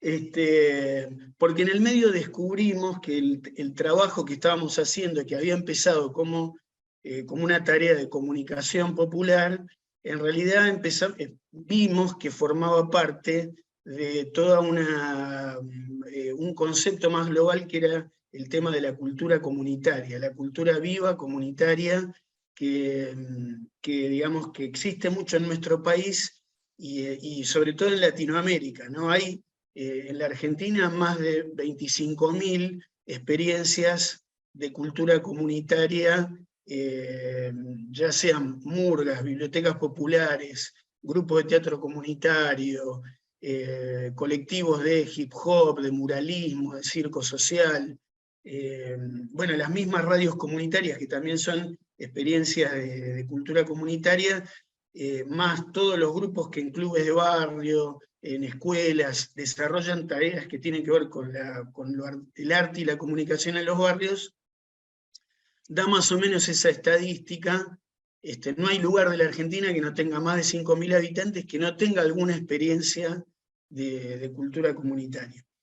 Y descubrimos ese concepto y también nos involucramos en el territorio con un par de luchas territoriales más locales. Una tuvo mucho que ver con el tema de la democracia participativa, es decir, la pelea por que en la región nuestra se aprobaran políticas de presupuesto participativo, y bueno, y algunas otras cosas que hicimos. Nos involucramos también en toda la pelea por la ley de servicios de comunicación audiovisual, en fin. Así que, y en ese tránsito, ya en el año 99, producimos un material que hoy todavía se sigue usando, que es el Manual de Comunicación Comunitaria Barrio Galaxia, que ahí Víctor Tarico lo tiene ahí, para mostrar su afecto, ahí lo tiene, ahí está en la pantalla. Bueno, cuestión que ese manualcito, y por eso esto que estoy comentando, tiene muchísimo que ver con el enfoque que hizo Víctor al principio, acerca de qué es la comunicación desde las organizaciones sociales de base comunitaria. Todo ese mundo que él describía, de alguna manera es el esqueleto de nuestra, digamos, de lo que puede ser una comunicación popular diferente, ¿no? Y en el manual se propone una forma de tratar de entender esa comunicación, y tratar de entender, dado cierto barrio o un paraje en algún lugar más rural, ver cuáles son los espacios de comunicación, cómo analizar la geografía del lugar para ver cuáles son los lugares de reunión, cuáles son los lugares de circulación y cuáles son los lugares de concentración de gente. Y después, bueno, tiene una serie de mecanismos para entender al barrio como productor de comunicación comunitaria, entender cómo el territorio y su gente producen ya una comunicación, que si hay algunas militancias que le dan una orientación, se puede convertir en un proyecto político-cultural. Si no, seguirá siendo la comunicación natural del pueblo en un territorio compartido. Pero si algunas activistas nos comprometemos con eso, hay posibilidad de que ahí surja un proyecto político-cultural, ¿no? Entonces, así fue que arrancamos, y donde nos llevó el devenir de nuestra actividad, ¿no? Yo un poco lo que me gustaría aportar en este taller, que coincido también con lo que dice Víctor al principio de comunicación y transformación social, ¿no? Hay que hacer consciente de que en el corazón de los procesos humanos está el tema de la comunicación. O sea, la transformación social es comunicación o no es, ¿no? Bien entendida, la comunicación es el corazón de lo que hacemos como comunidad, ¿no? Que se expresa después en la economía, en la cultura, en el entretenimiento y todo, pero en el medio está qué tipo de vínculo tenemos. Y ahí es donde yo quiero tirar un elemento para polemizar un poco y para reflexionar sobre la comunicación desde el campo nacional y popular, ¿no? Y que parte de una primera diferenciación que me parece que hay que hacer, que es la diferencia entre colaborar y competir. Son dos formas distintas de que dos personas se vinculen, ¿no? Si yo tengo con otra persona un vínculo competitivo, es decir, en donde yo tengo que efectivamente competir con el otro por algo que es más importante, esa relación competitiva de algún modo condiciona todo lo demás. ¿Por qué? Porque, y ahí les propongo que imaginémonos un partido de truco, ¿no? Un partido de truco entre Víctor y yo, por ejemplo. Estamos ahí, pum, pum, jugando al truco. Bueno, yo no solamente tengo que tener buenas cartas para intentar ganarle en la primera, en la segunda o en la tercera mano. Yo además, si puedo, lo tengo que asustar. O sea, si yo puedo gritarle, abatatarlo, hacerlo desconfiar de su propia fuerza, mejor. Si lo puedo engañar, mejor también. O sea, si yo puedo hacerle creer que tengo más cartas que las que tengo, o apurarlo para que se juegue en la primera mano porque lo quiero cagar en la tercera mano, o yo si lo puedo confundir y lo puedo engañar, mejor. Si lo puedo hacer tener miedo, mejor. Si lo puedo entristecer, es mejor también. O sea, si le puedo ganar una mano, la otra, y hacer que llegue un momento en que está medio abatido, en que ya no cree que puede dar vuelta al partido, mejor. Y eso tiene que ver centralmente con la tarea de ser un buen competidor. O sea, ser un buen competidor implica manejar el arte de usar la debilidad de mi adversario en mi favor. No se trata de ayudarlo al otro a que resuelva su debilidad, se trata de usarla para inmovilizarlo y anularlo.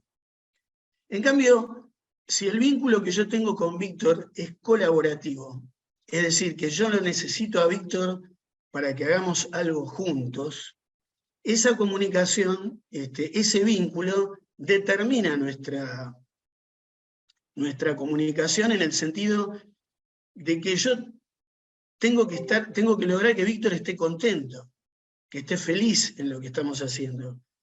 Tengo que hacerle notar las fortalezas que tiene en lo que vamos haciendo juntos. Tengo que, si él tiene una debilidad, decírsela de tal manera que él encuentre la forma de resolverla. Y yo también tengo que generar un vínculo de confianza tal en donde yo pueda blanquearle a él mis propias debilidades y mis propios errores, porque el objetivo que tenemos es superior y se logra juntos, ¿no? Entonces, en la vinculación colaborativa, yo tengo que lograr realmente, o sea, modifica sustancialmente el vínculo que hay entre dos personas y no se parecen en nada, no se parecen en casi nada, ¿no?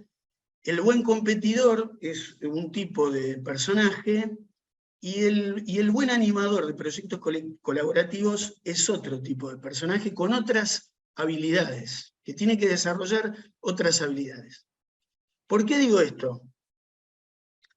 Porque nosotros estamos viviendo y esto incluso exagerémoslo por el lado de la pandemia, por el lado de lo que fue la sociedad post-pandemia, estamos viviendo en un sistema social que está regido por dos sistemas de convivencia, que son la democracia representativa, excluyente, porque no tenemos herramientas de democracia participativa instituidas, no tenemos periódicamente consultas populares, no tenemos solamente en 20 municipios hay algo parecido al presupuesto participativo, no tuvimos asambleas constituyentes populares como en otros países, en fin, hay una serie de características de la democracia que tenemos. Tenemos una democracia representativa y que gobierna nuestra vida político-institucional y un mercado capitalista que gobierna nuestra vida económica, ¿no? Entonces, se trata de dos sistemas que premian a los buenos competidores. O sea, en el mejor de los casos, los que ganan tanto en la democracia representativa como en el mercado capitalista son buenos competidores. Y como acabamos de ver hace un rato, los buenos competidores, aunque sean de izquierda, buena gente, nacionales y populares, todo, es gente que se hace experta en el arte de engañar a los demás. Porque el buen competidor debe manejar ese arte, debe manejar esa realidad. Esto sería una consideración media hippie si no fuera porque al interior del movimiento nacional y popular solemos vivir periódicamente situaciones en donde nos comemos el hígado entre nosotros, ¿no?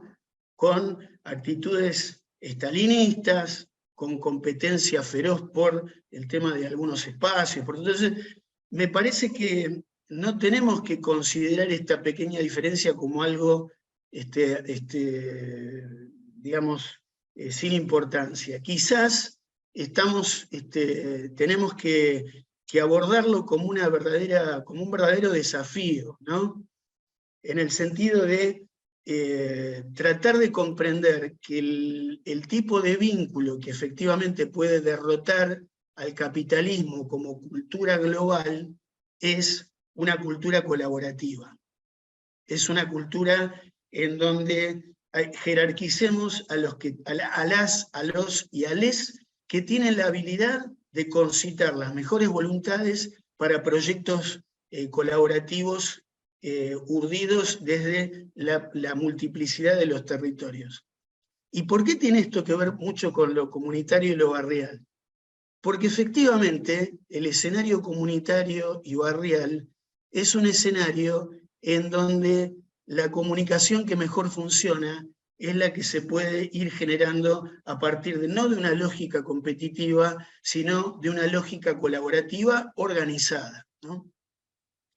Entonces, quería dejar ese primer debate porque en general en nuestro campo, en el campo nacional y popular, se aborda mucho la cuestión de la batalla cultural, se la nombra a esa batalla cultural, y a veces esa batalla cultural está simplificada en el sentido de que si nosotros tenemos más cañones que ellos, le vamos a ganar. Como si fuera una cuestión de tener más poder instrumental de este lado que el del otro. Y eso es un tipo de enfoque que sigue dejando al pueblo en el lugar del espectador, ¿no? Nosotros contra ellos y que el pueblo elija. Cuando los terminamos de hacer mierda, quedamos nosotros solos con nuestros cañones, nuestro poderío, ¿no? Ese tipo de dinámica me parece que finalmente hace que siempre ganan ellos, en el sentido de que la economía que generan y el tipo de comunicación que generan es la que finalmente termina ganando, ¿no? No quiero dar ejemplos, pero veamos cómo después de 3, 4 años de un gobierno popular, que logró desalojar de la Casa de Rosada a un proyecto neoliberal, cómo hoy estamos realmente en la cuerda floja de poder continuar esa perspectiva de construcción popular, ¿no? Entonces, digo, batalla cultural, claro, bueno, ¿cuál es? Y en esa batalla cultural, lo colaborativo como corazón de un proyecto político popular. Ese título, ¿tiene algo que ver o no? ¿No? Y en esa clave agregar, agregar una cuestión que es que nosotros arrancamos en la cuestión de la comunicación comunitaria en aquellos tiempos, como que contaba recién. Yo soy dibujante de historietas, entonces venía muy formado en la cuestión de las cartillas, los boletines barriales, el afiche, todo eso, y con ese espíritu está hecho Barrio Galaxia. Había una mención a lo que era Internet en aquel momento, pero básicamente era el uso del correo electrónico. Era ver cómo usabas el Yahoo, cómo el Hotmail, cómo usabas. De ninguna manera nosotros nos imaginábamos que 20 o 30 años después íbamos a vivir este mundo, ¿no? Pero ahí quiero dejar también una cosa para la polémica y por ahí para la motivación, ¿no? De alguna manera, nosotros, los activistas de izquierda, del campo nacional popular, venimos de la formación que es una formación más moderna, ¿no? En el sentido de la biblioteca, el libro, la cartilla, el afiche, o sea, la cosa en papel analógica y el discurso hablado, ¿no? Y tanto la creación de la imprenta es la tecnología que permite a una persona divulgar sus contenidos a un montón de gente. De alguna manera la radio y la televisión son, como las han llamado, imprentas electrónicas, o sea, fueron en los años 1920, 30, 40, 50, imprentas electrónicas. El dueño de la tecnología podía emitir, ¿no? Y por lo tanto podía llegar con ese mensaje a la mayor cantidad de gente y conservando el poder de la elaboración del discurso. Y en ese sentido el feedback, que le llamaban en esa época, era, bueno, ¿cómo te llega la retroalimentación para cada vez hacer un mensaje más eficaz? ¿Qué ocurre con Internet? Internet es la primera construcción cultural comunicacional que se da en la humanidad en donde la cuestión de los núcleos de producción de contenidos ya no están unilateralmente en un solo polo de la relación de la comunicación. Si bien la lucha por el poder continúa, y efectivamente, tal como lo explicó María recién, se expresa en guita, en aparato, en capacidad de... lo real es que la creación cultural de Internet es una creación tecnológica que nos habla de la posibilidad de una humanidad colaborativa y participativa en la conducción del destino planetario. Es decir, la tecnología está diciendo que se podría, ¿no? Se podría, con las herramientas que hay, ¿no? Se podría soñar una globalidad planetaria con participación popular y ciudadana. No tenemos el problema de Marx, que tenía que escribir una carta y le llegaba dentro de un mes al dirigente sindical de Austria. No, estamos hablando de otras posibilidades para el desarrollo del pensamiento colectivo. ¿Qué quiero decir? Que, ojo, que la tecnología y la ciencia no nos estén mostrando y prefigurando un modelo de sociabilidad que se parece más al barrio como comunidad que a la cuestión de la sociedad de la Edad Media, feudal, o la cuestión de Hollywood como estructura empresarial de la industria cultural. Hoy los contenidos globales están discutidos de una manera que no estaban discutidos hace 30 o 40 años, ¿no? Y en ese sentido me parece que es desafiante, ¿no? El tema de poder, valorizar la construcción tecnológica con el software libre, con los mecanismos colaborativos, con el tema, qué sé yo, yo no entiendo mucho de eso. Quiero aclarar que sigo siendo el de los marcadores y las historietas, pero el tema de que Wikipedia sea una cosa media colaborativa, me parece, es uno de los 5 sitios, creo, del mundo que más información global contienen. Y no es de una empresa, pareciera, no sé, o si es de una empresa, se la nota un poco más participativa. No quiero ser ingenuo, pero me parece que da para entusiasmarse el tema de que la tecnología nos podría ayudar a una gobernanza comunitaria, popular del destino del planeta. Pero, ahí sí vuelvo a lo de Víctor al principio, no hay política sin territorio, ¿no? Nosotros teníamos un dicho en Barrio Galaxia, con el que cerraba el manual, que decía: cuando la tele se apaga, el barrio sigue prendido, ¿no? O sea, cuando se apaga la pantalla, el barrio, nuestro espacio público común, sigue prendido. Y entonces, por eso digo, ¿cuál es la tarea de un comunicador nacional y popular? Y nosotros tenemos que convertir cada barrio en una gran plataforma de comunicación popular diaria o semanal. Teatro comunitario, bicicleteada, consulta democrática, encuesta al barrio, murga, campaña Día de la Primavera, procesión religiosa, Gauchito Gil, recital de rock, mezclar todos los géneros en festivales. Eso es la batalla cultural. Y todo eso con un proyecto político comunitario, ¿no? Democracia participativa y territorial. Economía social no competitiva. Una forma de economía que no sea la del mercado capitalista. ¿Se puede? Sí, se puede. Producción de alimentos, agroecología, ferias populares, trabajo en monedas comunitarias,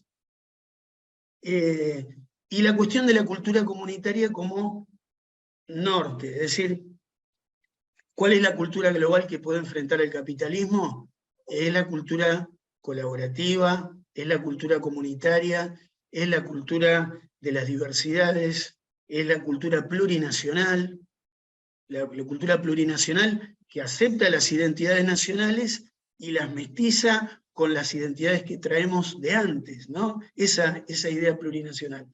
Entonces, creo que que estamos, después de la pandemia, en el medio de una pulseada, y todas estas ideas nos están marcando que aquellos sueños anarquistas de hace muchos años y las experiencias que vivimos en la crisis del 2000, que nos hicieron vibrar a Víctor, a mí, cuando aprendíamos lo que era la comunicación popular, guarda que ahí no esté la semilla de una sociabilidad distinta.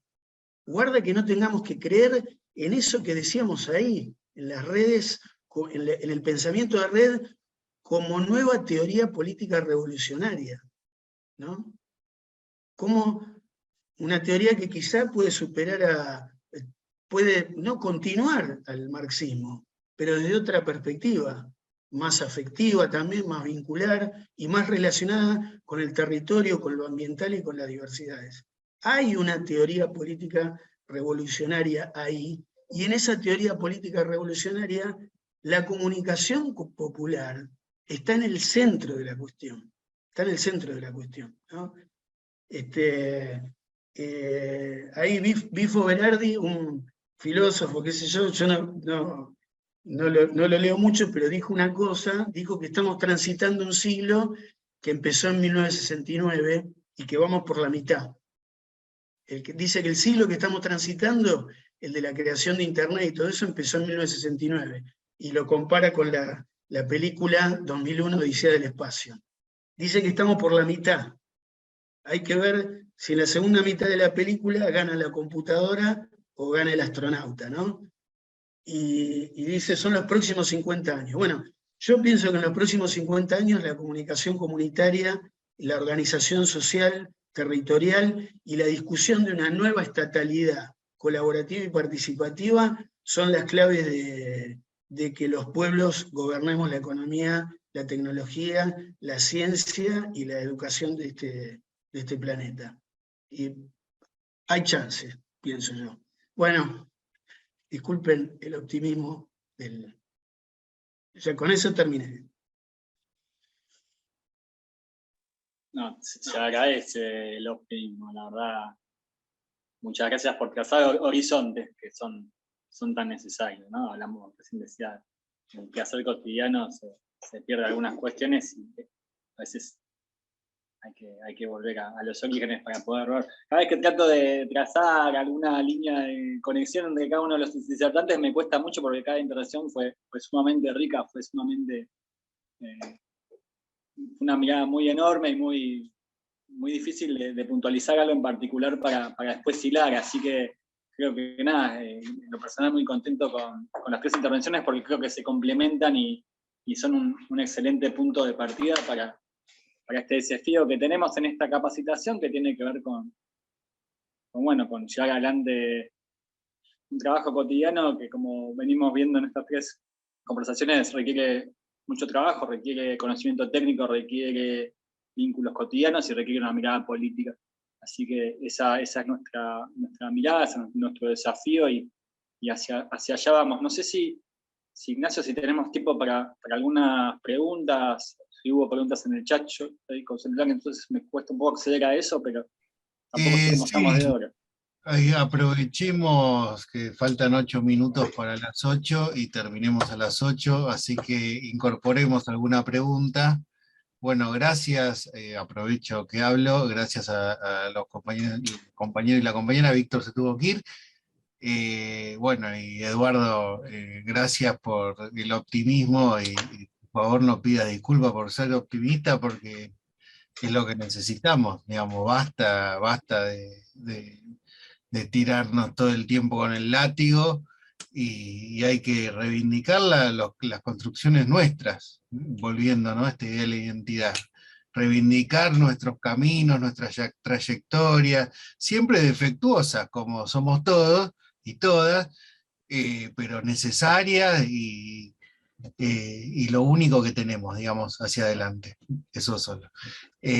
Bueno, abramos, Martín, estaba ahí la compañera, no sé si se fue, Ali Casco, ¿te quedaste con ganas de hacer preguntas? Buenas tardes. Sí, más que pregunta es, bueno, primero, como siempre, agradecerles por esta posibilidad de recibir esta información y comentar que, bueno, que en nuestra organización lo que hacemos para este tipo de cuestiones, más que nada para enfrentar el día a día, que es informar la desinformación que causan los medios de comunicación hegemónicos, hacemos debates y de ahí tratamos de sacar lo principal como para tener una herramienta defensa, ¿no? Al encontrarnos en la calle con las diferentes oposiciones que nos prestan batalla día a día, tanto en redes como en el cotidiano. Lamentablemente no tenemos medios nosotros fuertes para batallar, pero tenemos los territorios, ¿no? Que es caminarnos y recorrernos. El peor militante que tenemos es la TV, que está instalado en cada uno de los domicilios y contra eso la verdad que cuesta un montón, pero lo que pudimos rescatar durante la pandemia es que los vecinos y los territorios se aunaron en grupos de WhatsApp con la excusa del bendito trueque que se realizaba por medio de grupos de WhatsApp, y ahí podemos tirar información de cuestiones particulares como operativos y cuestiones que realizamos, y por ese medio también informamos a todos los vecinos, ¿no? Nada, es lo que estamos aprovechando en el momento, viendo cómo poder llegar a cada rinconcito de los territorios. Acá, por ejemplo, yo soy de Esteban Echeverría, Monte Grande. En mi barrio, por ejemplo, no tenemos ninguna sociedad de fomento, no tenemos ningún club social ni deportivo, y es un barrio que está conformado hace muchos años. Siempre se luchó por tratar de conseguir esto, pero tenemos muchas cuestiones en contra y no podemos llegar a formalizarlo, ¿no? Con los vecinos del barrio, básicamente, no con mi organización en sí, sino con los vecinos del barrio. No tenemos agua potable, no tenemos un montón de cuestiones que ya llegaron a otros lugares, entonces estamos en la lucha cotidiana tratando de comunicarnos, y cuesta mucho porque la desinformación que hay, por el hecho de que saben que yo soy de una organización política, ya no porque viene de ahí y no tiene nada que ver, es como que ya por el hecho de llevar esa bandera a mí ya me discriminan, por decirlo de alguna manera, y no es que voy con la bandera, sino que voy como vecina del barrio, ¿no? Pero bueno, no me importa, yo sigo peleando por los derechos para la sociedad, la comunidad y para mi barrio. Así que nada, eso. Gracias por esta oportunidad y por abrirnos un poco más la cabeza. No, muchas gracias a vos, Ali, por la intervención, por la participación, por la mirada que traes y por la mirada de realidad que puedes traer también a este conversatorio. Vamos a profundizar sobre cada una de las cuestiones más específicas en los módulos que vamos a trabajar en las semanas que vienen, pero bueno, es un placer tenerte y tener a cada uno y a cada una acá en este espacio. Un breve comentario para la compañera María Quintero. Hoy, por ejemplo, me pasó algo particular con respecto a la publicidad que salió de las abuelas de Plaza de Mayo y madres de Plaza de Mayo, el de la nena que le pregunta al papá si sabe si él es adoptado o apropiado. Y mi nene de 16 años me dijo, al fin una publicidad que hace entender de qué hablan. Yo tengo a mi hermano mayor que nació en el año 78 en el Hospital Fernández y fue sustraído a mi mamá. Yo no tengo idea. Mi mamá no sabía que había sucedido eso. Yo tampoco, yo me enteré hace 6 años de esto. Y mi mamá todavía no fue a dar su muestra de sangre a madres, ni a abuelas, ni a ningún lado, porque tiene miedo. Y yo estoy en la disyuntiva porque no lo quiero hacer sobrepasando por ella tampoco, porque no quiero invadirla, pero lo voy a hacer. O sea, le guste o no le guste, lo voy a hacer porque es mi hermano y tiene derecho a saber. Y mis hijos vienen criados en un ambiente diferente a los demás, son muy peronistas, kirchneristas más que nada. Y siempre fuimos a las marchas de los 25 de marzo, y mi nena que tiene 13 años quiere estudiar derechos humanos. Entonces, a pesar de la desinformación que hay, a pesar de la lucha que tenemos acá en el colegio donde va mi nena, es un colegio de arte que se abrió hace pocos años, por suerte. Teníamos una directora que hacía política, politizaba el colegio y iba en contra tanto del PRO como del kirchnerismo, y fue una lucha poder retirar a esa directora del colegio, y ahora la cambiaron por suerte, pero fue una lucha de los vecinos y los docentes también del colegio. Nada, agradecerles por la publicidad que están haciendo, agradecerles por la movida que hacen las abuelas y madres de Plaza de Mayo, porque es algo día a día y cada vez se hace más pesado, y sabemos todas las amenazas que llegan y todas las cuestiones que no salen a la luz muchas veces. Así que nada, un abrazo. Hola, muchas gracias. La publicidad esa es de abuelas, sí, está muy buena. Nosotros somos madres de Plaza de Mayo, de la conducción de Eve Bonafini, y ahí me quedé, agrego una cosita cortita como para terminar con esto que planteaba Eduardo, y que el gran ejemplo, bueno, de abuelas, y en este caso particular hablo de las madres que todos los jueves, aún con la edad que tienen, ellas hacen su comunicación territorial y hacen la marcha de los jueves, todos los jueves en Plaza de Mayo. Van ellas con más de 90 años a tratar de comunicar todas las consignas, que no solo en términos de derechos humanos, pero además en términos políticos, y a tratar de comunicar la realidad que está viviendo nuestro pueblo en la actualidad. Quería resaltarlo porque me parece que es, hablando de comunicación popular, es un gran ejemplo a seguir. Una vez nos dijo, no importa cómo comuniquen, nosotras escribíamos en billetes, háganlo como quieran, pero háganlo.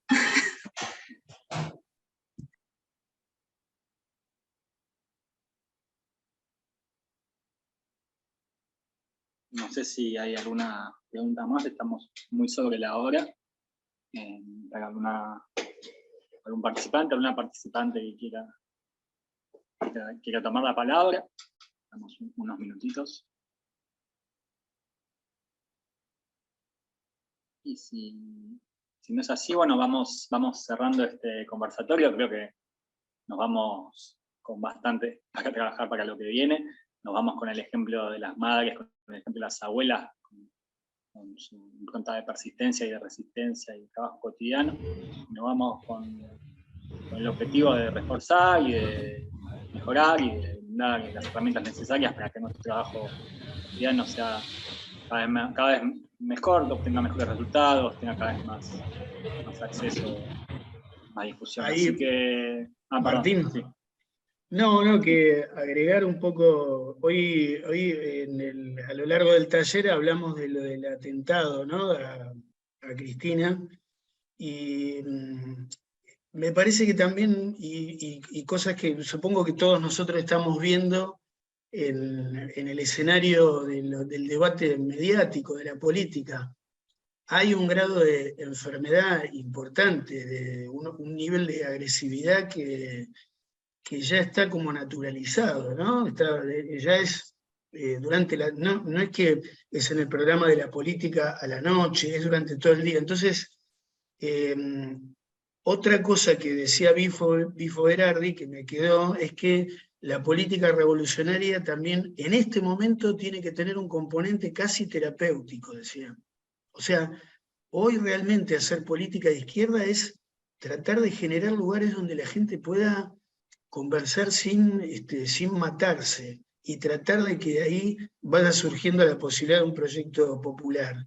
Ese es un aporte muy, muy importante, ¿no? Por eso, y el atentado a nuestra vicepresidenta es la expresión más bizarra de ese nivel de locura al que el poder está llevando al pueblo argentino, ¿no?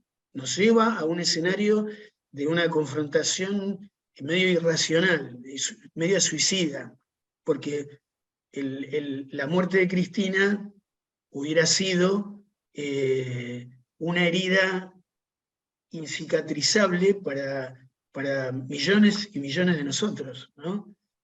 Algo que nos lastimaba por siglos. Entonces, estamos llegando, entonces creo que comunicación y transformación social hoy es asumir esa cuestión, ¿no? Esa cuestión de involucrarnos en el cuerpo social para tratar de sanar y proyectar una posibilidad distinta, usando todas las habilidades tecnológicas, pero desde un lugar espiritual, como hicieron, como bien se dijo recién, como hicieron nuestras madres y abuelas, que sin hacer justicia por mano propia, se limitaron a esperar el tiempo que fuera necesario para que el pueblo tomara conciencia de lo que había pasado y desarrollara la victoria política de terminar con la dictadura, ¿no? Adentro nuestro. Así que nada es casual.